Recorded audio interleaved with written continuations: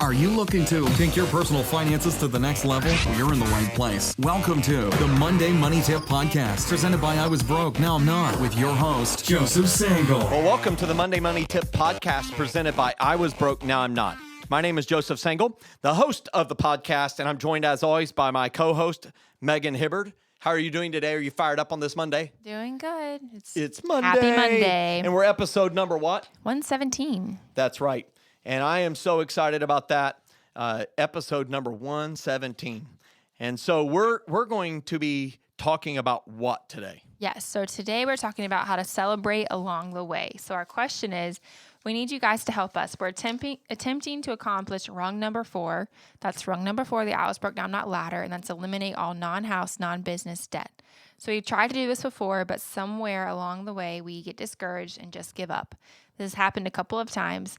How do we avoid being discouraged this time around and finish the goal and be able to celebrate debt freedom? Well, that's a great question, and it's one that is a noble goal. It's one that most people are facing, which is how do we get debt-free except for our house? And so we call that rung number 4 of the ladder, and we're going to help them be able to do that. One of the most important things that you can do.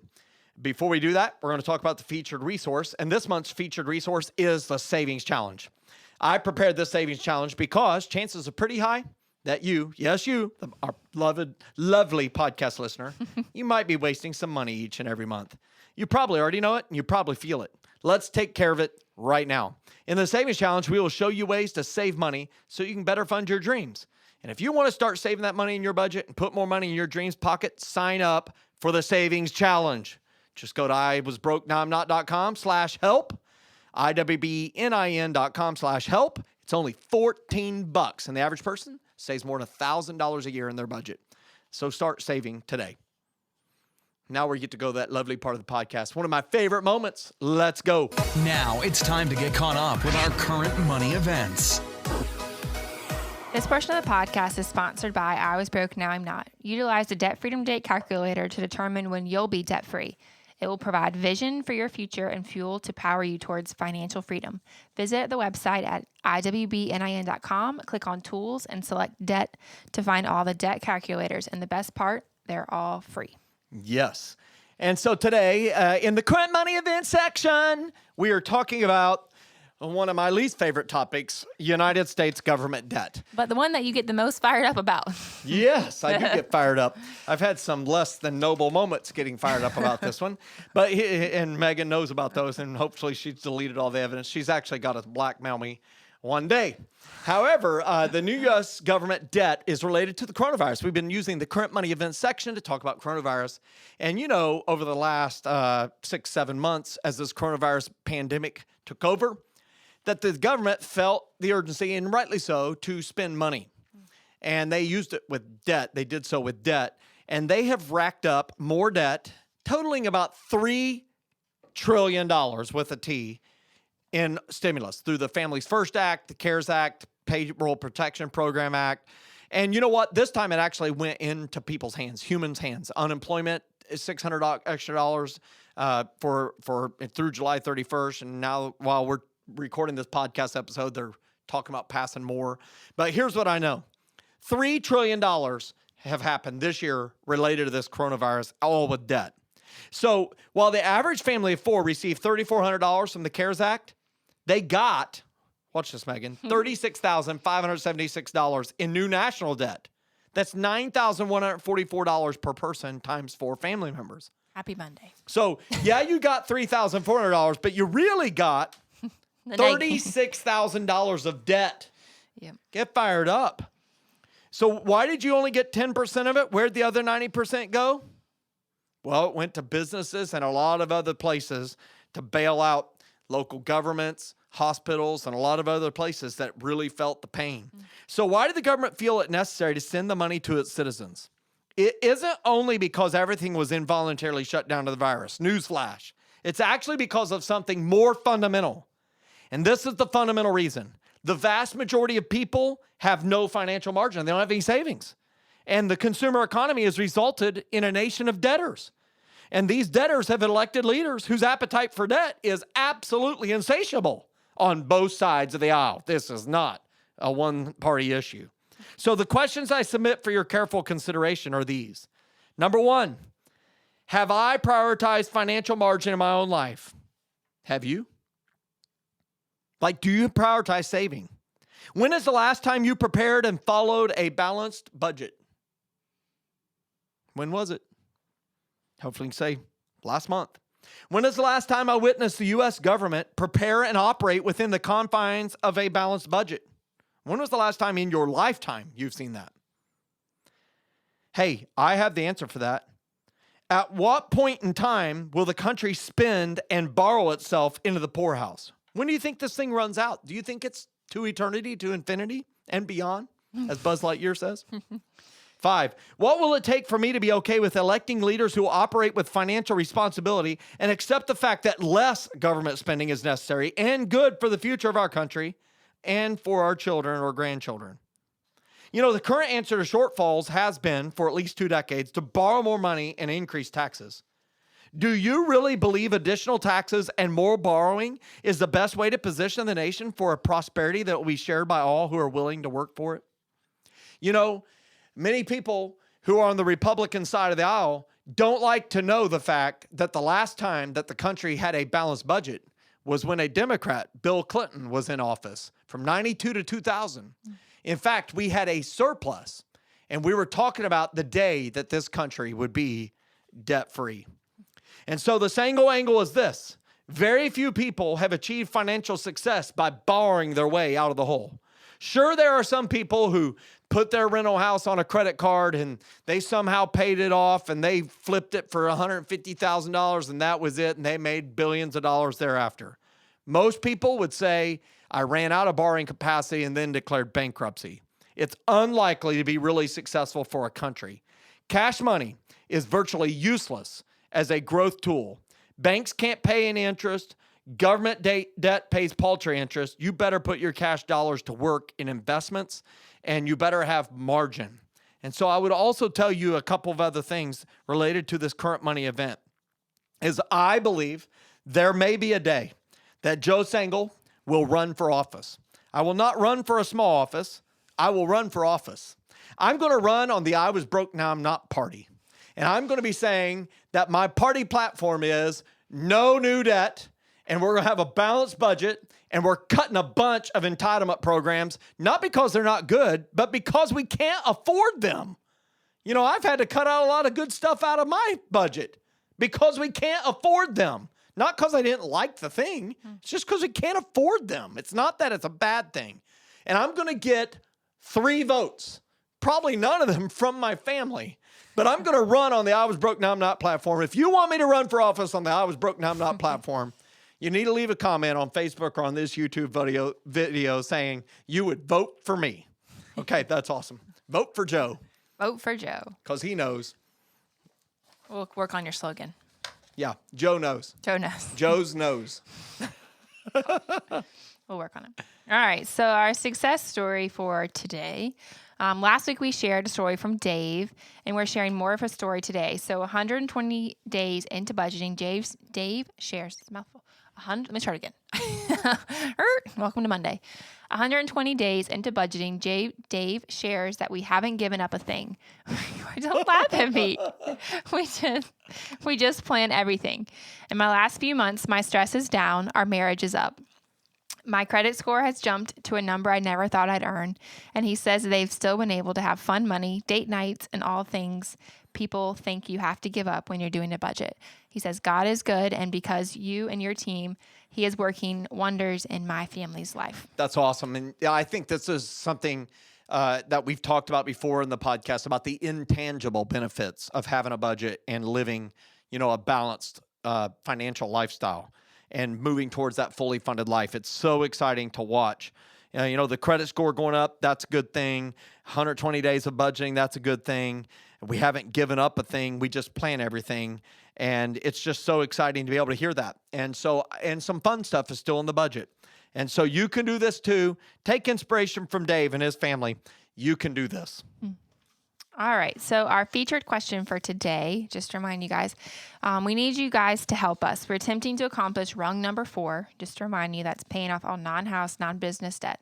So we tried to do this before, but somewhere along the way, we get discouraged and just give up. This has happened a couple of times. How can we avoid being discouraged this time around and finish the goal and be able to celebrate debt freedom? Well, first off, welcome to the challenge faced by millions. Welcome to the human race. And first, let's explore why you've faltered before in other attempts to achieve rung number 4. And this is where I think it'd be so exciting, Megan, to actually have the guest join us so that we could ask those exploratory questions. Because I think one of the reasons they faltered, and I have to think it because we can't talk to them, is I believe a big part of it is psychological. So let me explain that. When our how do you say this word? You tell me. You've heard another episode of your wanter. Megan thinks it's your wanter. Wanter. When your wanter. Wanter. When our wanter fires up and we really, really, really want something, and it's a big purchase that we can't pay cash for, something like a car, boat, motorcycle, new appliance, an RV, or even just a cell phone, which is not cheap. Well, not having that money isn't an issue because credit is easily available, which allows us to act on the momentary impulse and acquire the item. So let's go through the series of events. We want an expensive item. We don't have money to pay for it. We finance it. We acquire the item. So to be clear, the item doesn't even need to be expensive. People finance bread and milk. Did you know that? How do they do it? By putting it on a credit card they don't pay off each month. They would not say, I financed some Sunbeam bread. Is it Sunbeam? I think so. Is Sunbeam a bread? I think so. Sunbeam. I think it's Sunbeam bread. Yeah. Sunny bread. Bunny bread. Bunny bread is Bunny bread.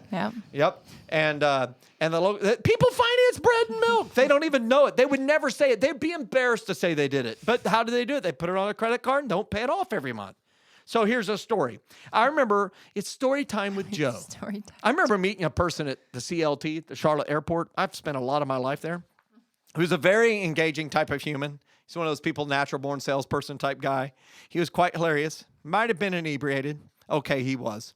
And our conversation ended up on the, so what do you do for a living type of thing.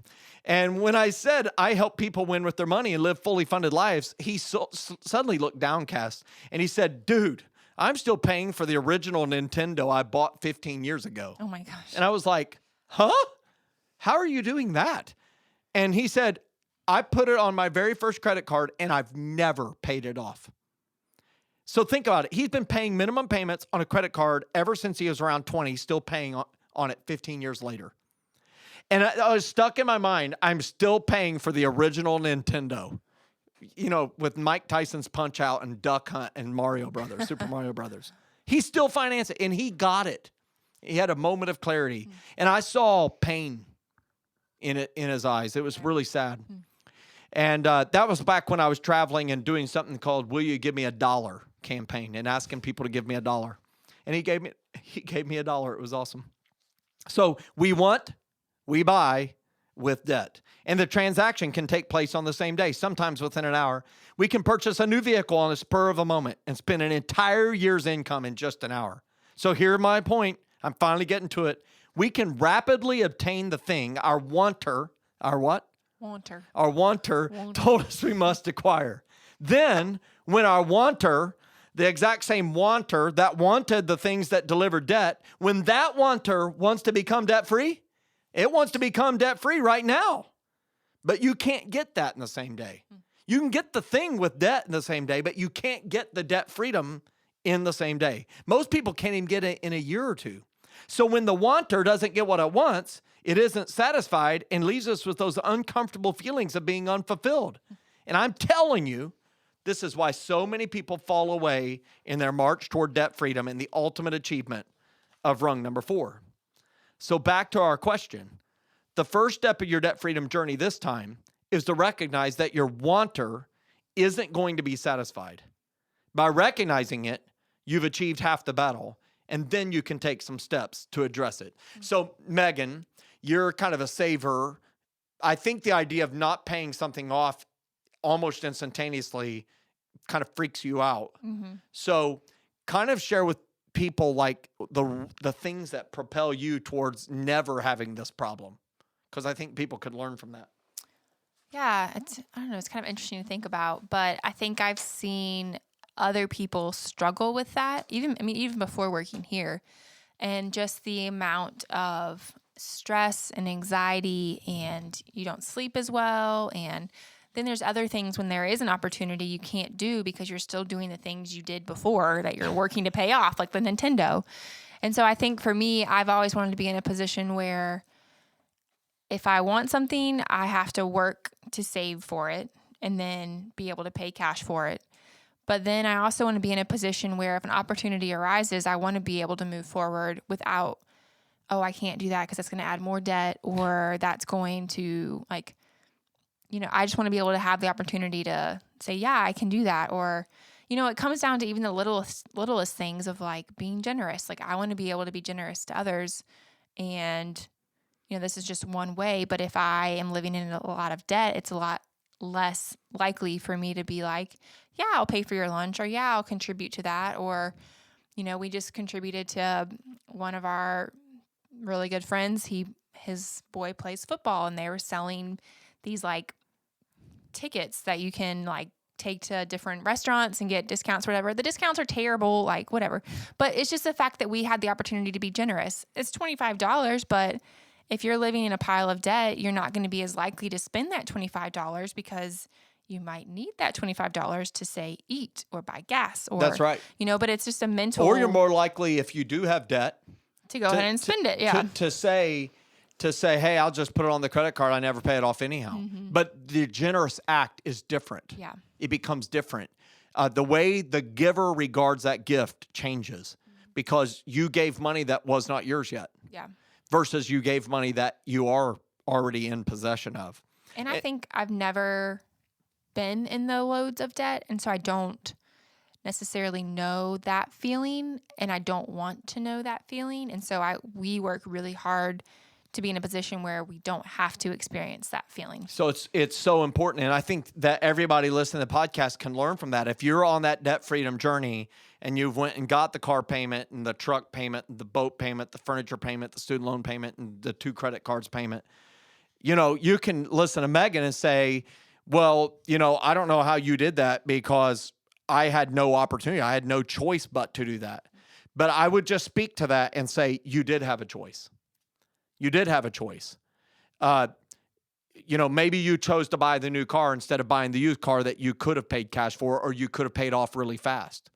Because I've seen Megan and Jordan, they've bought a nice used car. Mm-hmm. They did not buy a brand new car off the lot. And they've made decisions to forego some fun things now so that they could go fund the dream things, such as the boat that you guys got.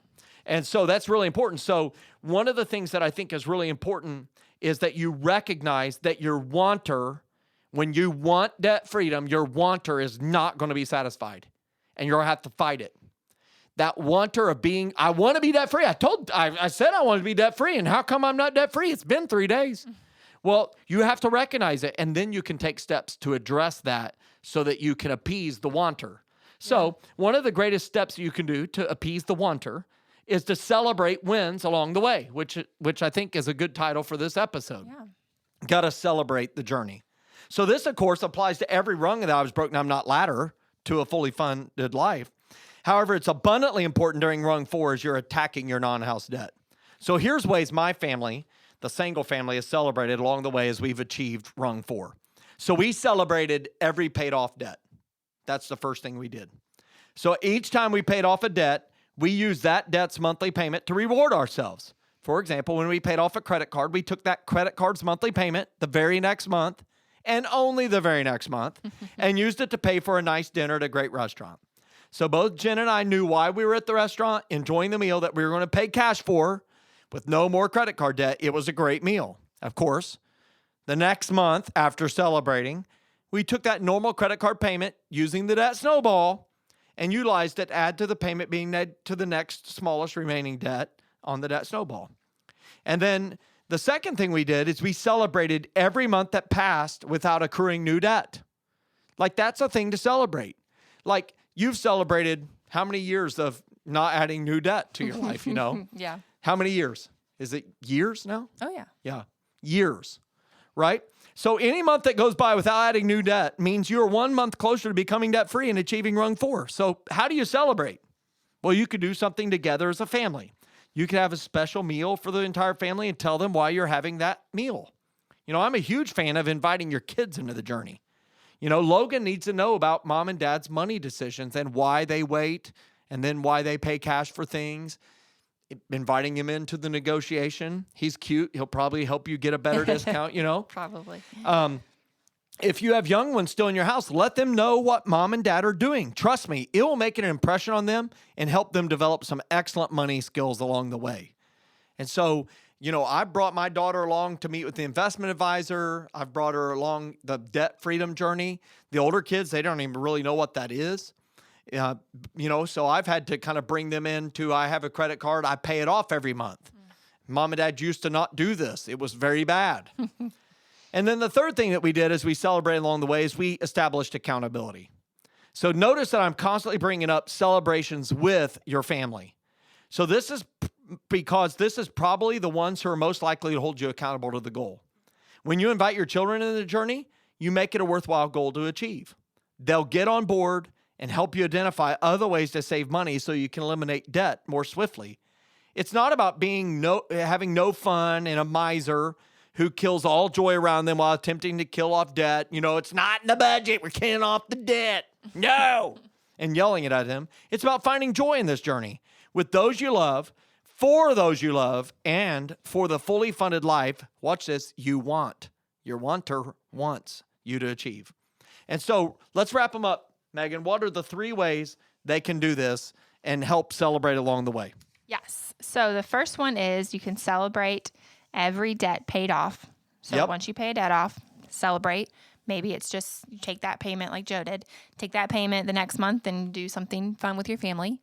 But make sure it's just the 1 month and then work on the next step. Yep. The next one is celebrate every month that passes without incurring new debt. Yes. And then the third one is accountability. And it's so important. Accountability at the end of the day, when you get debt free, number one, it's very inspiring to family and friends. And you know what? Many people are very nervous about telling their family that they have debt or whatever. They already know. And I would also say this, it can be very inspiring to them. And you might just inspire a generational transformation, not just in your family, but in your siblings' lives, in your friends' lives. And listen, one great thing about having your friends on the debt freedom journey with you is they stop inviting you out all the time to go spend a bunch of money none of you have anyhow. Yeah. You end up getting together at your house. It's much cheaper, probably 1/3 of the cost of going out to eat the meal would cost, and you have much more great times and no new debt added to it. And when you get debt free, you can celebrate each other's achievements. It's so great. All right, perfect. So another big thing to remember about this, you may be thinking like, I'm in a lot of debt. I don't know how I even get to this point. But one thing you have to do to even get to this point is you have to instill discipline. So whether you're, even in these steps, so you discipline to celebrate the wins. You're disciplined to let's take that money and let's go celebrate. Okay, now the next month we're going to be back to disciplining yourself to put that money towards the next debt. It's one big thing, but it creates these habits, and even creating habits of being joyful and celebratory in your finances and having fun is a huge thing that brings your whole family together and allows it to not be this huge weight that's on you, but it allows you to celebrate and have fun with it along the process. That's a great point. Discipline, all this rolls back to discipline. It really does. The discipline to not use the credit card when you know you can't pay it off, discipline of doing a budget, and the discipline of celebrating, and the discipline of not adding new debt, and the discipline of adding accountability. That's a great point. Yep. But to sustain it, the discipline and the celebration is key. So it's so important. Otherwise, it's just discipline. And it's just boring. Woo. Let's celebrate along the way. So the verse is from James chapter 1, verses 2 and 3. It says, "Consider it pure joy, my brothers and sisters, whenever you face trials of many kinds, because you know that the testing of your faith produces perseverance." And I would just tell each of our podcast listeners, you're on that journey to a fully funded life, persevere. You're going to face trials of many kinds, but you know that when you pass it, that testing your faith will produce perseverance. And so that will wrap it up for this episode. Tell everybody what we're going to talk about next week. You wrote this next one, and I'm not going to do it justice. Oh, you want me to do it? No, I'll do it. Oh, I think this was awesome. All right. So next one, we're talking about how to make money while you sleep. So who doesn't love that? So this is going to be a very moving topic, and we're going to try to steer you in the right direction. It will be utterly amazing, and that's no bull. Yes, and we're going to talk about oxen. It's going to be great. Seriously, we're going to engage in a further conversation about type 2 income. Talked about it last week. We're going to talk about it again. We're going to talk about making money without having to work for it. Some call it passive income. Others call it mailbox money. I call it fully funded living. And if you like today's episode, please help us get this podcast to others who could benefit. You could do this by quickly rating our podcast and leaving a review. And these ratings and reviews will help us make our podcast better for other listeners. And if you implemented one of our tips, make sure to share your success story with us. You can email it to info@iwbnin.com. It's awesome. Hey, celebrate a win today. You listen to the podcast. Check that box and make sure you think about how you can celebrate every step along the way. And make sure you fire that wanter. Have a great day, everybody. Happy Monday. Thanks so much for listening to this episode of the Monday Money Tip Podcast, presented by I Was Broke, Now I'm Not. If you enjoyed today's episode, please leave a review and subscribe. And for more great content and to stay up to date, visit iwbnin.com. We'll catch you next time.